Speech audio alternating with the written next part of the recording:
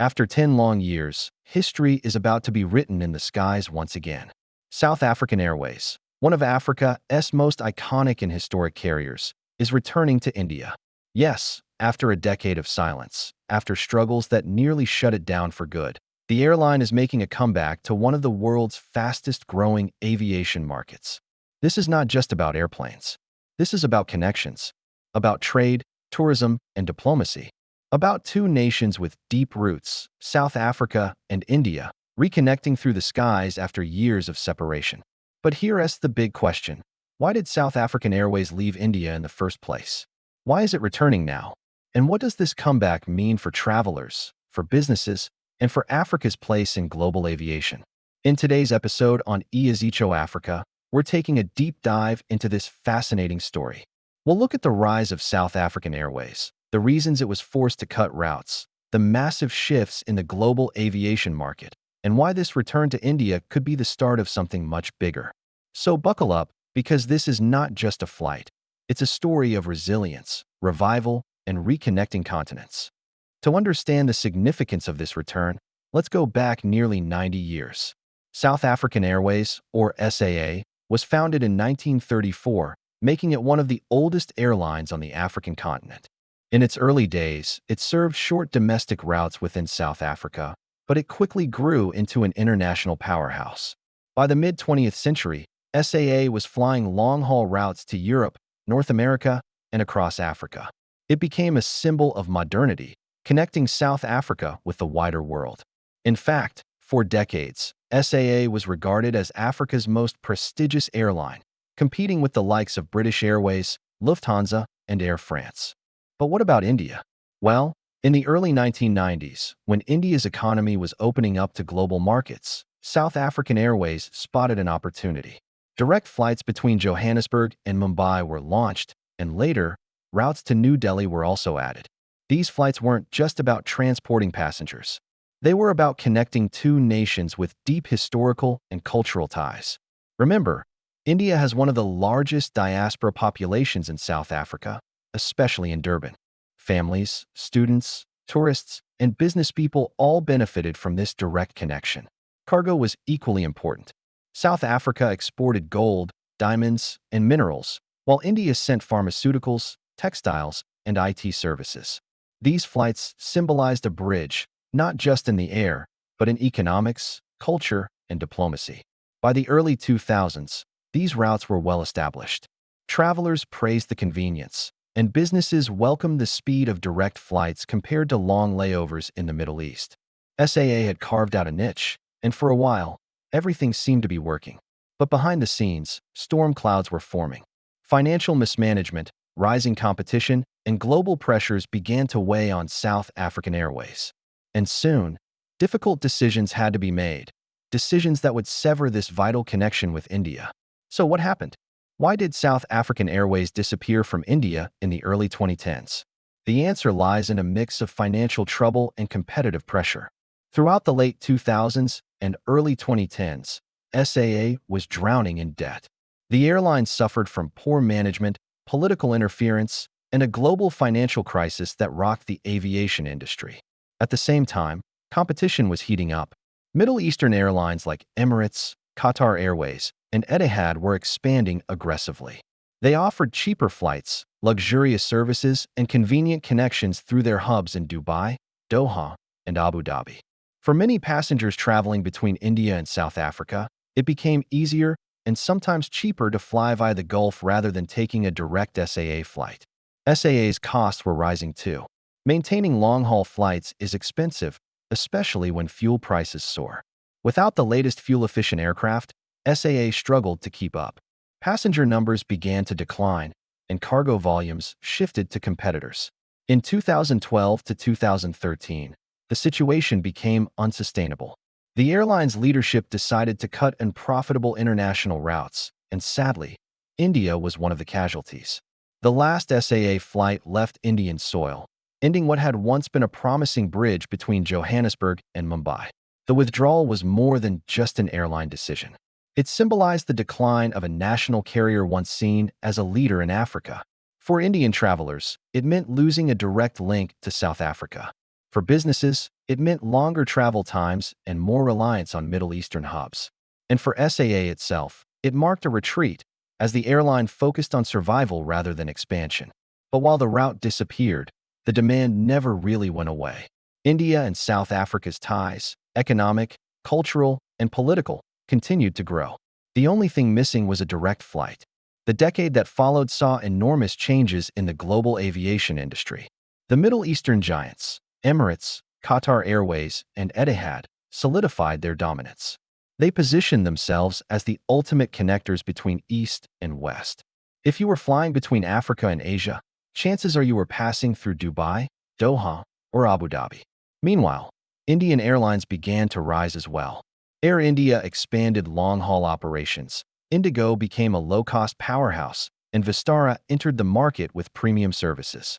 India's aviation sector was booming, driven by its massive population and growing middle class.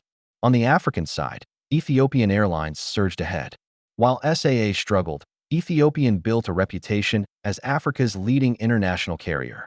With its hub in Addis Ababa, Ethiopian connected dozens of African cities to Asia, Europe, and the Americas. Many passengers traveling between India and Africa shifted to Ethiopian's network. And then came the COVID-19 pandemic. Airlines around the world grounded their fleets, cut routes, and fought for survival. For SAA, the crisis was nearly fatal. The airline went into business rescue, a form of bankruptcy protection, in 2020. Flights were grounded, staff were laid off, and many assumed this was the end of South Africa's flag carrier. But against all odds, SAA survived. A restructured airline emerged with leaner operations, a smaller fleet, and a new strategy. Instead of chasing global dominance, SAA aimed to rebuild smartly, focusing on profitable routes and strategic partnerships. And this is where India re-entered the picture. So why is South African Airways returning to India after a decade away? First, the restructuring worked. SAA now operates with greater financial discipline and modern, fuel-efficient aircraft. These planes make long-haul flights to India more sustainable. Second, demand is strong. India and South Africa have seen growing trade ties, particularly through the BRICS bloc: Brazil, Russia, India, China, and South Africa. As BRICS expands its global influence, connectivity between member states has become a priority. Third, tourism is booming. South Africa wants more Indian visitors, and Indians are traveling abroad more than ever before. From safaris in Kruger National Park to wine tasting in Cape Town to the cultural diversity of Johannesburg, South Africa offers unique experiences for Indian travelers. Direct flights make these trips far easier. Fourth, the diaspora connection cannot be underestimated. Millions of South Africans trace their roots back to India, particularly in KwaZulu-Natal. Re-establishing flights strengthens family and cultural ties. Finally, both governments support this move. India and South Africa see direct flights as not just commercial, but symbolic, a demonstration of friendship and partnership in a rapidly changing world. In short, the timing is right. The airline is leaner, the demand is stronger, and the geopolitical climate is favorable. The economic impact of SAA's return to India could be massive. India-South Africa trade already stands at billions of dollars annually. South Africa exports gold, coal, and agricultural products, while India supplies pharmaceuticals, machinery, and IT services. Direct flights reduce travel time for business delegations, investors, and entrepreneurs. Think about it. Instead of spending extra hours in Doha or Dubai, executives can fly directly between Johannesburg and Mumbai. Deals can be done faster, and partnerships can be built more efficiently. The mining industry, a backbone of South Africa's economy, could benefit as Indian demand for raw materials grows. Similarly, India's IT and pharmaceutical industries, which are expanding globally, can find easier access to African markets through Johannesburg. Conferences, trade fairs, and BRICS summits also stand to gain. Direct connectivity strengthens institutional relationships, making cooperation more practical. For cargo, the benefits are equally clear. Time-sensitive shipments, like pharmaceuticals or perishable goods, can move faster. That means fresher produce, quicker medicine deliveries, and more competitive exports. In short, the return of SAA to India isn't just about passengers, It's about fueling a deeper economic relationship. Tourism may be the sector that benefits the most from SAA's comeback. India is one of the fastest-growing outbound tourism markets in the world. Every year, millions of Indians travel abroad for leisure, honeymoons, adventure, and cultural exploration.